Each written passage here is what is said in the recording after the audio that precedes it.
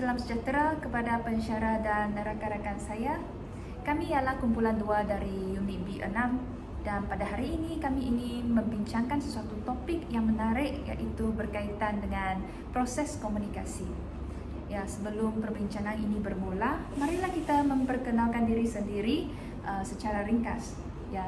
Bermula dari saudari. Salam sejahtera kepada rakan-rakan sekalian dan pensyarah. Nama saya ialah Carmen Hojawan dari unit B6.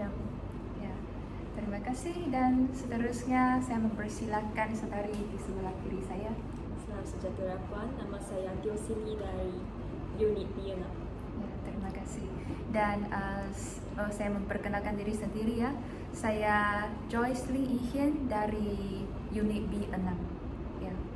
Selepas memperkenalkan diri tanpa membuang masa lagi, marilah kita mempersilakan saudari Sing Yi untuk memberikan definisi proses komunikasi dan maklumat yang lain.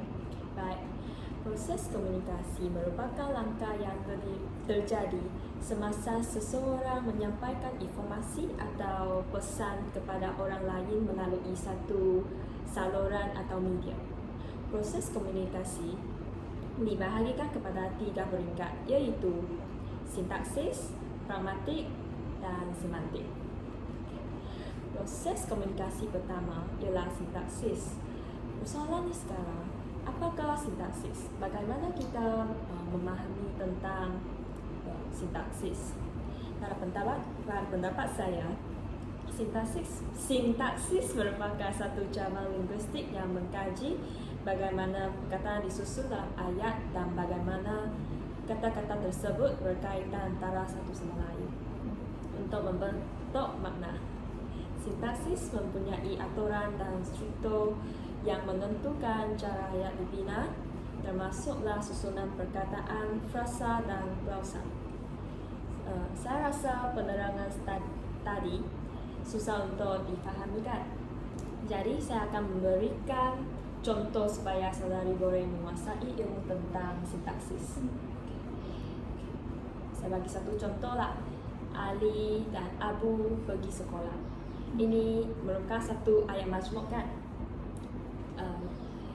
Kita boleh senang untuk memahami ayat ini dan maklumat yang disampaikan sebab dalam ayat ini menggunakan bahasa dan sintaksis yang betul dan tepat.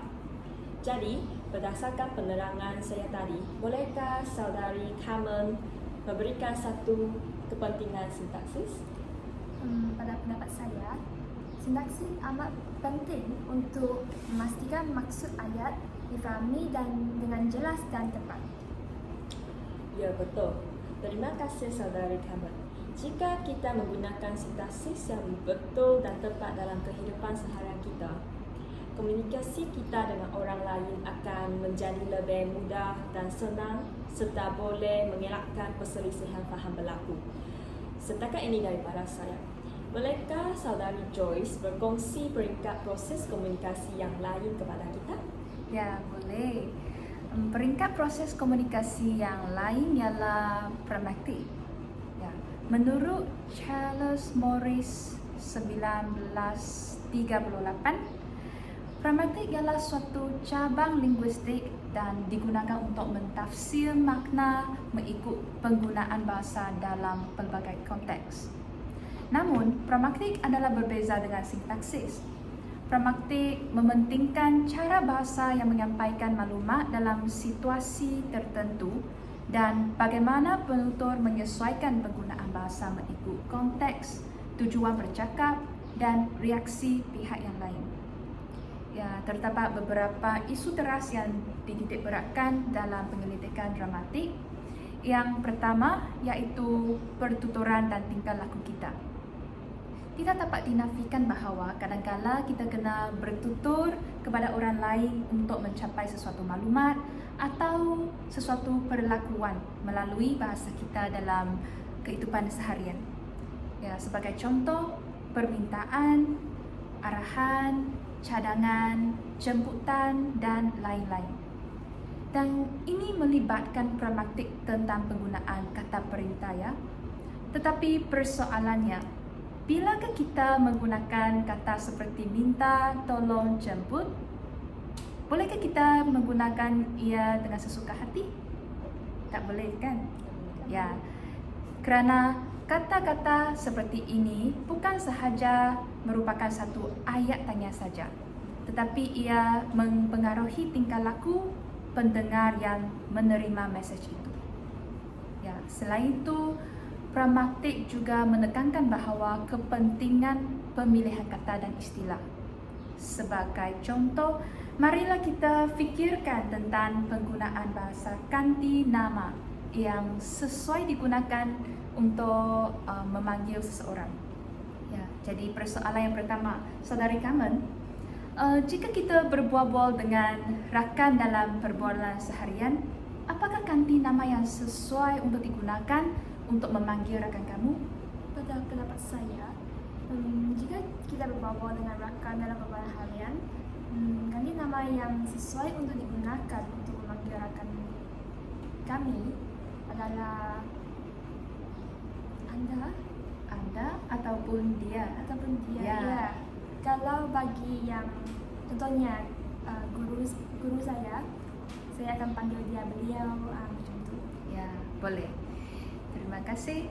Dan seterusnya, yang persoalan yang kedua, saudari Singyi, kalau kita ingin membincangkan sesuatu isu ataupun kerja dengan pensyarah kita, bagaimana kita memanggil pensyarah tersebut?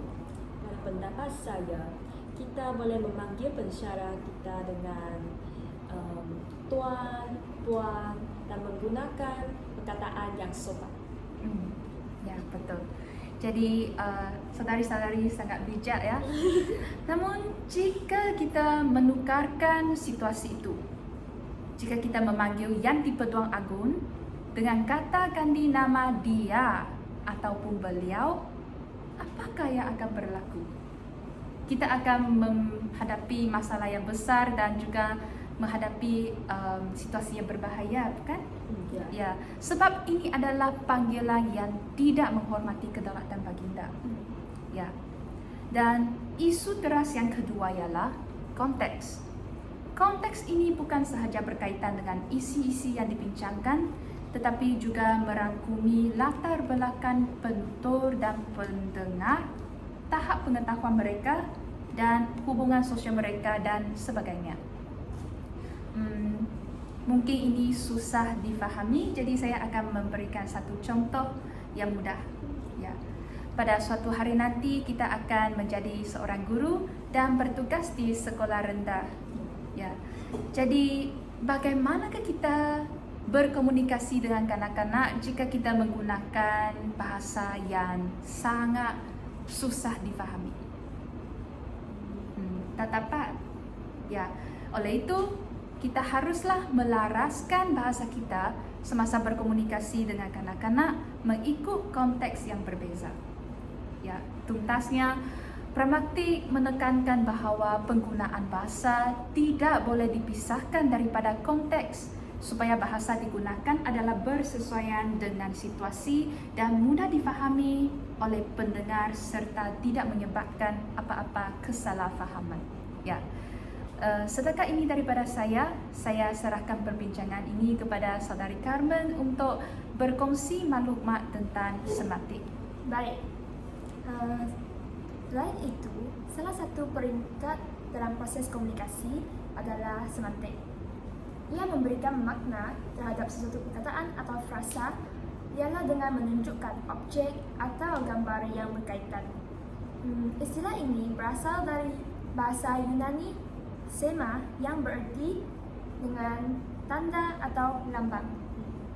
Kata kerjanya adalah semaino yang bermaksud menandai atau melambangkan. Dengan kata lain, secara etimologi, semantik adalah pembelajaran tentang makna tanda. Menurut Kamus Dewan edisi keempat pula, semantik membawa maksud kajian tentang makna perkataan dan penambahan makna sesuatu kata. Oleh itu, semantik boleh dikatakan satu ilmu yang membincangkan tentang makna sesuatu perkataan. dapat dikatakan bahawa apa itu ilmu yang mempelajari lambang atau tanda seperti kata yang menyatakan makna serta hubungan dan pengaruhnya terhadap penutur atau penggunanya. Dalam sebagai satu konklusi, semantik dikatakan sebahagian daripada linguistik yang mengkaji bahasa secara teliti. Semantik dapat dijelaskan sebagai sesuatu bidang yang mengkaji maka perkataan dan ayat dalam bahasa secara ringkasnya. Kajian mengenai makna kata boleh dilihat dalam aspek makna, denotasi dan konotasi. Makna dalam konteks, hubungan makna dan dengan kebudayaan, perubahan makna dan bentuk-bentuk makna daripada hubungan semantik. Kata-kata dalam bahasa Melayu yang mempunyai pelbagai jenis makna dapat dikategorikan kepada beberapa golongan seperti sinonim, antonim, hiponim, homonim, polisemi dan peribahasa. Itulah apa yang saya sampaikan tentang semantik. Okey, baik. Terima kasih kepada Saudari Carmen atas penerangan yang sangat jelas. Ya. Kalau berjalan dah sampai ke batas, kalau berkayuh dah sampai ke pulau, kalau mendaki dah sampai ke puncak. Sekarang kita sampai ke penghujung bicara. Ya, saya ingin mengucapkan ribuan terima kasih atas perkongsian saudari-saudari yang sudi menyampaikan idea yang bernas. Semoga kita dapat memahami dan mengasingkan semantik, sintaksis dan pramaktik dengan jelas ya melalui perbincangan ini. Setakat inilah perbincangan kita tentang proses komunikasi pada hari ini. Kami ingin memaafkan diri jika ada sebarang kesilapan dalam perbincangan tadi. Ya, sekian, terima kasih atas tumpuan Puan.